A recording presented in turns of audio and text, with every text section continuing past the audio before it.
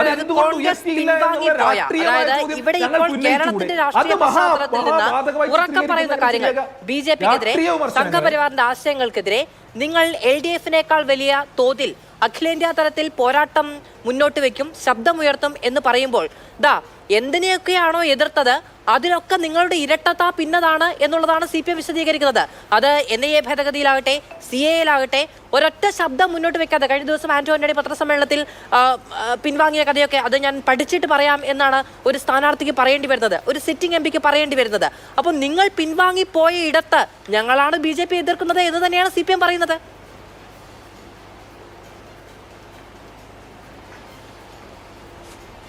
അല്ല മധു, അവർക്ക് അത് അങ്ങനെയല്ലേ പറയാൻ പറ്റുള്ളൂ. കേരളത്തിലെ രാഷ്ട്രീയ സാഹചര്യത്തിൽ CPM-ന്റെ ഏതെങ്കിലും ഒരു പ്രതിനിധിക്ക് കോൺഗ്രസിന് അനുകൂലമായിട്ട് പറയാൻ പറ്റുമോ? കേരളത്തിൽ നടക്കുന്ന തെരഞ്ഞെടുപ്പ്, പ്രത്യേകിച്ച് ഈ ലോക്സഭാ തെരഞ്ഞെടുപ്പ് ആസന്നമായിരിക്കുന്ന സമയത്ത് അതുകൊണ്ട് തന്നെയല്ലേ പാർലമെന്റിൽ രാഹുൽ ഗാന്ധിയുടെ പ്രസംഗം കണ്ടിട്ടും കണ്ടില്ലെന്ന് നടിച്ചുകൊണ്ട് കള്ളം പറഞ്ഞ കേരളത്തിൻ്റെ മുഖ്യമന്ത്രി അത് തിരുത്തപ്പെടാനുള്ള എല്ലാ സാഹചര്യങ്ങളും വിഷ്വൽ എവിഡൻസ് വരെ ഉണ്ടായിട്ട് തിരുത്തിയില്ലല്ലോ. അപ്പോൾ അത് മറ്റൊരു വിഷയമാണ്. അത് ഞാൻ പറഞ്ഞില്ലേ, ഇതൊന്നും ഇവരെ ഒന്ന് തിരുത്തി നന്നാക്കലോ ഒന്നും നമ്മുടെ ജോലിയുടെ ഭാഗമല്ല. ഞാൻ പറയാൻ ഉദ്ദേശിക്കുന്നത് ഉപരിപ്ലവമായി പറഞ്ഞാൽ പോരാ, ഈ വിഷയങ്ങളിൽ NIA ഭേദഗതിയിൽ CAA-യിലൊക്കെ സംസാരിക്കേണ്ടയിടത്ത് സംസാരിക്കാതെ ഒഴിഞ്ഞു പോയതിന്റെ രാഷ്ട്രീയമായ കാരണമുണ്ടെങ്കിൽ പറഞ്ഞു പോകൂ ജിൻഡോ. അല്ല, ഞാൻ ഉപരിപ്ലവമായിട്ട് പറഞ്ഞു പോയതല്ല. ഞാൻ അതിലേക്ക് വരുന്നതിന് മുമ്പ് മറ്റൊരു കാര്യം എനിക്ക് അഡ്രസ്സ് ചെയ്യേണ്ടതുണ്ട്. ഒന്ന്, EP ജയരാജൻ മലബാറിലെ ശുദ്ധ മനസ്കനാണെന്ന് ഈ ചർച്ചയിൽ പങ്കെടുക്കുന്ന BJP-യുടെ പ്രതിനിധി നമ്മളോട് സംസാരിച്ചു. ശരിയാണ്, ഒരുപാട് രാഷ്ട്രീയ കൊലപാതകങ്ങളിൽ BJP-യുടെയും സംഘപരിവാറിൻ്റെ RSS-ന്റെ ഒരുപാട് ആളുകളെ, മറ്റ് രാഷ്ട്രീയ പാർട്ടികളെയും കോൺഗ്രസിൻ്റെ ഉൾപ്പെടെ ഒരുപാട് ആളുകളെ കൊന്നുകളഞ്ഞ പാർട്ടിയുടെ ഒരു നേതാവ് ശുദ്ധ മനസ്കനാണ്. ആയിക്കൊള്ളട്ടെ, അദ്ദേഹത്തിൻ്റെ ശുദ്ധ മനസ്കത കൊണ്ട് BJP-ക്ക് മാത്രമാണ് ഇന്നൊരു ഗുണം കിട്ടിയത്. സംഘപരിവാർ കുടുംബത്തിൻ്റെ ഐശ്വര്യമായിട്ട് ഇന്ന് EP ജയരാജൻ മാറിയിരിക്കുക. അതുകൊണ്ടാണ് അദ്ദേഹത്തോട് നന്ദിയുണ്ടെന്ന് K. സുരേന്ദ്രൻ പറഞ്ഞത്. BJP-യുടെ വളർച്ചയുടെ ബിസിനസ് മാഗ്നറ്റായിട്ട് കേരളത്തിൽ EP ജയരാജൻ മാറുന്നു. അദ്ദേഹം രാജിവെക്കണം എന്ന് ഞാൻ പറഞ്ഞിട്ടില്ല. സ്വാഭാവികമായിട്ടും LDF കൺവീനർക്കെതിരെ CPI എന്ന് പറഞ്ഞ പാർട്ടിയുടെ സംസ്ഥാന സെക്രട്ടറിയും CPM-ന്റെ സംസ്ഥാന സെക്രട്ടറിയും LDF കൺവീനറുടെ നയത്തിനെതിരായിട്ട് സംസാരിക്കുമ്പോൾ അത് LDF-ന്റെ നയമല്ല എന്ന് പറയുമ്പോൾ സ്വാഭാവികമായിട്ട് ആ സ്ഥാനത്തിരിക്കാൻ യോഗ്യതയില്ല എന്ന് ഞാൻ പറഞ്ഞോളൂ. LDF കൺവീനർ EP ജയരാജൻ രാജിവെക്കണമെന്ന് ഞാൻ ആവശ്യപ്പെട്ടിട്ടില്ല. അദ്ദേഹം ഒരിക്കലും രാജിവെക്കരുത്. അദ്ദേഹം ഇനിയും ഒരുപാട് തെരഞ്ഞെടുപ്പ് കാലത്ത് ഇങ്ങനെ തുടരണം എന്ന് തന്നെയാണ് അഭിപ്രായം. പിന്നെ കോൺഗ്രസിന് 19 സീറ്റ് നിലവിൽ കേരളത്തിലുണ്ട്. ഈ കോൺഗ്രസ് കേരളത്തിൽ ദുർബലമാണെന്ന് BJP-യുടെ പ്രതിനിധി പറയുന്നത്. പകരം CPM-ആയിട്ടാണ് മത്സരം എന്ന് അവരും എൻഡോഴ്സ് ചെയ്യുന്നു. അതിൻ്റെ അർത്ഥം എന്താ? CPM-ഉം BJP-യും തമ്മിലുള്ള ധാരണയുണ്ടെന്ന് ഞങ്ങൾ പറയുന്നതിനെ അറിഞ്ഞോ അറിയാതെയോ അവർ എൻഡോഴ്സ് ചെയ്യുന്നു. ഇനി LDF-ന്റെ CPM-ന്റെ പ്രതിനിധി പറഞ്ഞൊരു കാര്യമുണ്ട്. ഈ പ്രതിപക്ഷ മുന്നണിയെ ഒരുമിച്ച് ചേർത്ത് സമരത്തിന് നേതൃത്വം കൊടുത്തില്ല എന്ന്. പ്രതിപക്ഷത്തെ ഒരുമിച്ച് ചേർക്കുന്ന ഭാരത് ജോഡോ യാത്ര നടത്തിയപ്പോൾ അതിൻ്റെ സമാപന സമ്മേളനത്തിൽ പങ്കെടുക്കാൻ CPM-ന്റെ അഖിലേന്ത്യാ ജനറൽ സെക്രട്ടറിയെ ക്ഷണിച്ചു. അദ്ദേഹം പങ്കെടുത്തില്ല. പങ്കെടുക്കാത്തതിന് കാരണം കേരളത്തിലെ കാരണഭൂതൻ ഉൾപ്പെടെയുള്ള ആളുകളുടെ പ്രതിഷേധമായിരുന്നു. അവർ പങ്കെടുക്കേണ്ട എന്ന് പറഞ്ഞപ്പോൾ അദ്ദേഹം പങ്കെടുത്തില്ല. കാരണം ഇവർക്ക് CPM-ന്റെ അഖിലേന്ത്യാ ജനറൽ സെക്രട്ടറി അടക്കം വണ്ടിക്കൂലി കിട്ടണമെങ്കിൽ ഇനി കേരളത്തിന് വരുമാന മാർഗ്ഗമുള്ളൂ, വേറൊരു വഴിയില്ല. അതുകൊണ്ട് പങ്കെടുത്തില്ല. ഇന്ന് ഭാരത് ജോഡോ യാത്രയുടെ ന്യായ് യാത്രയുടെ സമാപനം നടക്കുകയാണ്. എന്തുകൊണ്ടാണ് ഇവർ പങ്കെടുക്കാത്തത്? ഇപ്പോൾ BJP-യുടെ പ്രതിനിധി പറഞ്ഞില്ലേ, മഹാരാഷ്ട്രയിൽ ആളൊന്നുമില്ല, ആളും അർത്ഥമില്ലാതെ നടന്നതെന്ന്. നിങ്ങൾ ഇതിൻ്റെ വിഷ്വൽ ഒന്നും കാണാത്തത് കൊണ്ടാണ്. നിങ്ങൾക്ക് ഇഷ്ടപ്പെട്ടത് മാത്രം കാണുന്നതുകൊണ്ട്, സെലക്റ്റീവ് ആയതുകൊണ്ടാണ്. ഇന്ന് അവിടെ ആയിരക്കണക്കിന് മനുഷ്യരാണ് ഇതെടുക്കുന്ന, വിവിധ രാഷ്ട്രീയ പാർട്ടിയിലുള്ള നേതാക്കന്മാരാണ് ഇതെടുക്കുന്ന വലിയൊരു സമാപന സമ്മേളനമാണ് നടക്കുന്നത്. അത് ലോക്സഭാ തെരഞ്ഞെടുപ്പിൽ നരേന്ദ്രമോദി സർക്കാരിനെതിരെയുള്ള ചൂണ്ടുപലകയായിട്ട് ചരിത്രത്തിൽ എഴുതപ്പെടാൻ പോകുന്ന ഒരു കാര്യമാണ്. ഇനി ഹർഷ പറഞ്ഞൊരു കാര്യമുണ്ട്, CAA വിഷയത്തിൽ പാർലമെന്റിൽ സംസാരിച്ചില്ലെന്ന്. CAA വിഷയത്തിൽ രാഹുൽ ഗാന്ധി പാർലമെന്റിൽ സംസാരിച്ചു. അതുമാത്രമല്ല, കേരളത്തിൽ നിന്നുള്ള ശശി തരൂർ MP-യാണ് ആ പ്രസംഗം തുടങ്ങിയത്, ചർച്ച തുടങ്ങിയത്. നിരവധി UDF-ന്റെ MP-മാർ, കോൺഗ്രസിൻ്റെ MP-മാർ നിരവധി വട്ടം പാർലമെന്റിൽ ഈ വിഷയം ഉന്നയിച്ച് സംസാരിച്ചിട്ടുണ്ട്.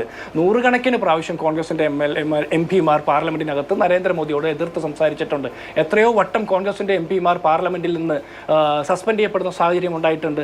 കേരളത്തിൽ നിന്നുള്ള MP-മാർ മുഴുവൻ സസ്പെൻഡ് ചെയ്യപ്പെടുന്ന സാഹചര്യം ഉണ്ടായിട്ടില്ല. അപ്പോൾ അതൊക്കെ കണ്ടില്ലെന്ന് നടിച്ചുകൊണ്ട് നിങ്ങൾ പറയുന്ന ആർഗ്യുമെന്റിനോട് യോജിക്കാൻ കഴിയില്ല. ഇത് കേരളത്തിന് മുമ്പിൽ വിഷ്വൽസ് ഉണ്ടല്ലോ, അവർ കാണട്ടെ, ആളുകൾ തീരുമാനിക്കട്ടെ. പിന്നെ CAA സമരത്തെക്കുറിച്ചിട്ട് രാഹുൽ ഗാന്ധി പങ്കെടുത്തോ എന്ന് താങ്കൾ ചോദിച്ചു. ഇന്ത്യയിലെമ്പാടും CAA സമരം നടന്നപ്പോൾ അവിടെ മുഴുവൻ BJP എതിർക്കുന്ന, രാഷ്ട്രീയമായിട്ട് എതിർക്കുന്ന ആളുകൾ മുഴുവൻ സമരങ്ങളിലും പങ്കെടുത്തിട്ടുണ്ട്. കോൺഗ്രസ് അതിന് നേതൃത്വം നൽകിയിട്ടുണ്ട്. പല സ്ഥലങ്ങളിലും കോൺഗ്രസിന്റെ നേതൃത്വത്തിൽ, കേരളത്തിൽ 19 MP-മാരുടെ നേതൃത്വത്തിൽ 20-25 കിലോമീറ്റർ പദയാത്രകൾ നടത്തി ആദ്യഘട്ടത്തിലെ CAA സമരങ്ങളുടെ കാര്യമല്ല ചോദിക്കുന്നത്. ഇപ്പോൾ ഈ ഭാരത് ജോഡോ ന്യായ യാത്ര നടക്കുന്നതിനിടയിൽ ഈ സിയുടെ ചട്ടരൂപീകരണവുമായി ബന്ധപ്പെട്ട് വലിയ തോതിൽ സമരങ്ങൾ ഉണ്ടായല്ലോ. DU-ലൊക്കെ SFIയുടെ നേതൃത്വത്തിൽ MSFന്റെ നേതൃത്വത്തിലൊക്കെ വലിയ സമരങ്ങൾ ഉണ്ടായല്ലോ. ആ സമയത്തൊക്കെ അതിനെതിരെ സംസാരിക്കാൻ കൃത്യമായ രാഷ്ട്രീയ വേദി ഉണ്ടായിട്ടും രാഹുൽ ഗാന്ധി മൗനം പാലിച്ചു എന്നാണ് ആർഷിയുടെ ആരോപണം. അല്ല, ഞാൻ അതിലേക്ക് തന്നെ വരുന്നത് മാധു, അതിലേക്ക് തന്നെ വരുന്നത്. ഈ CAA സമരത്തെക്കുറിച്ച് പറയാൻ CPM-ന്റെ ഏതെങ്കിലും ഒരു നേതാവിന് കേരളത്തിൽ അർഹതയുണ്ടോ? CAA സമരകാലത്ത് കേരളത്തിലെടുത്തിട്ടുള്ള കേസുകളിൽ എത്ര കേസ് പിൻവലിച്ചു? 835 കേസിൽ 63 കേസുകളാണ് പിൻവലിക്കുന്നത്. ബാക്കി കേസുകളൊക്കെ നിലനിൽക്കുന്നു. അതിൽ ഗുരുതര സ്വഭാവമില്ലാത്ത കേസുകൾ ഇനി പിൻവലിക്കുമെന്നാണ് പറയുന്നത്. ഇതോടൊപ്പം തന്നെ ഇവർ തൊട്ടടുത്തുള്ള സംസ്ഥാനം തമിഴ്നാട്ടിലെ കേസുകളെല്ലാം പിൻവലിക്കുന്നു. ഇവിടെ കേസുകൾ പിൻവലിക്കാതെ ഇവർ കാത്തു നിൽക്കുന്നു. ഇവർക്ക് അതിൽ കൃത്യമായിട്ടുള്ള താല്പര്യങ്ങളുണ്ട്, സംഘപരിവാർ താല്പര്യങ്ങളാണ്. ഈ കഴിഞ്ഞ ദിവസം പോലും CAA-യുടെ ചട്ടങ്ങൾ പ്രസിദ്ധീകരിച്ചതിന് ശേഷം കേരളത്തിലെമ്പാടും സമരം നടന്നു. ഈ കോഴിക്കോട് നഗരത്തിൽ ഫ്രട്ടേണിറ്റിയുടെ പ്രവർത്തകർ സമരം നടത്തുന്ന അവർ പ്രസംഗിക്കുന്നതിൻ്റെ ഇടയ്ക്ക് ആ പ്രാസംഗികന്റെ പുറകിൽ നിന്ന് തല്ലുന്ന ആരാ? സംഘപരിവാറിന്റെ പോലീസാ. കേരളത്തിലെ പിണറായി വിജയൻ ആഭ്യന്തര വകുപ്പ് ഭരിക്കുന്ന അതിന്റെ കീഴിലുള്ള സംഘപരിവാർ പോലീസാണ് സംസാരിച്ചു കൊണ്ടിരിക്കുന്നവരുടെ പുറകിൽ നിന്ന് തല്ലുന്നത്. കേരളത്തിലെമ്പാടും ഈ ദിവസങ്ങളെടുത്ത കേസ് നോക്കിയേ, കലാപാഹവനത്തിനാണ്. നരേന്ദ്രമോദി സർക്കാരിന്റെ CAA നിയമത്തിനെതിരെ പ്രസംഗിക്കുന്നത് എങ്ങനെയാണ് കലാപാഹവനമാകുന്നത്? CPM-ന്റെ പ്രതിനിധി പറയണ്ടേ? CAA നിയമത്തിനെതിരാണ് നമ്മളെല്ലാവരും എന്ന് പറയുമ്പോൾ അതിനെതിരെ സംസാരിക്കുന്ന ആളുകൾക്ക് കലാപാഹ്വാനത്തിന് കേസെടുക്കുന്ന പാർട്ടിയുടെ പ്രതിനിധി കോൺഗ്രസിന്റെ ആത്മാർത്ഥതയെ ചോദ്യം ചെയ്യാൻ വരണ്ട. കോൺഗ്രസിന് ഈ കാര്യത്തിൽ കൃത്യമായിട്ട് പ്രഖ്യാപിത നിലപാടുണ്ട്. അത് പാർലമെന്റിനകത്തും പുറത്തും സമരവേദികളിലൊക്കെ പറഞ്ഞിട്ടുള്ളതാണ്. അപ്പോൾ നിങ്ങളെ ഞങ്ങൾ തിരുത്താൻ ആഗ്രഹിക്കുന്നില്ല, നിങ്ങളെ തിരുത്തൽ ഞങ്ങളുടെ പണിയുമല്ല. പക്ഷേ കേരളത്തിലെ പൊതുസമൂഹത്തിൻ്റെ മുമ്പിൽ ഈ വിഷയങ്ങൾ ഞങ്ങൾ അഡ്രസ്സ് ചെയ്യുന്നുണ്ട്. ഇപ്പോൾ ഈരാറ്റുപേട്ടയിലെ വിഷയത്തിൽ മുഖ്യമന്ത്രിയുടെ നിലപാട് നമ്മൾ കണ്ടില്ലേ? കേരളത്തിലെ രാഷ്ട്രീയ നേതൃത്വം മാധ്യമങ്ങളെല്ലാം ഒരു പരിധിക്കപ്പുറം അതിന് പോകാതെ, അത് പുകഞ്ഞു നീറാതെ അത് കെട്ടടങ്ങുന്ന ഒരു സാഹചര്യത്തിൽ കേരളത്തിൻ്റെ മുഖ്യമന്ത്രി തികച്ചും സ്വകാര്യമായിട്ട് മാധ്യമങ്ങൾക്ക് പോലും പ്രവേശനമില്ലാത്ത ഒരു വേദിയിൽ സംസാരിച്ച കാര്യങ്ങൾ എങ്ങനെയാണ് പുറത്തു വരുന്നത്? കൃത്യമായിട്ടുള്ള സംഘപരിവാർ താല്പര്യത്തോടു കൂടി ഭിന്നിപ്പിച്ച് ഭരിക്കുന്ന BJP-യുടെ നയങ്ങൾ തന്നെയാണ് പിണറായി വിജയൻ സ്വീകരിക്കുന്നത്. അതിന്റെ തെളിവല്ലേ കേരളത്തിലെമ്പാടും ഈരാറ്റുപേട്ട തീവ്രവാദ സാന്നിധ്യമുള്ള സ്ഥലമാണെന്ന് SP-യുടെ റിപ്പോർട്ട് കൊടുത്തിട്ട് എന്തുകൊണ്ട് നമുക്ക് തിരുത്താൻ സാധിക്കുന്നില്ല? കേരളത്തിലെ പോലീസിൽ RSS-ന്റെ സാന്നിധ്യമുണ്ട്, RSS-കാരുണ്ടെന്ന് വയനാട്ടിൽ മത്സരിക്കുന്ന ആനി രാജ പറഞ്ഞിട്ട് അതിനെതിരെ എന്തെങ്കിലും നടപടിയെടുക്കാൻ നിങ്ങൾക്ക് സാധിച്ചിട്ടുണ്ടോ? അപ്പൊ കൃത്യമായിട്ട് RSS വൽക്കരണം CPM-ന്റെ അകത്ത് നിന്നുകൊണ്ട് നടത്തുന്ന ആളുടെ പേര് പിണറായി വിജയൻ. അതുകൊണ്ടാണ് രാഹുൽ ഗാന്ധിയുടെ പോരാട്ടങ്ങൾ നിങ്ങൾ കാണാതെ പോകുന്നത്, നിങ്ങൾ കണ്ടാലും കണ്ടില്ലെന്ന് നടിക്കുന്നത്.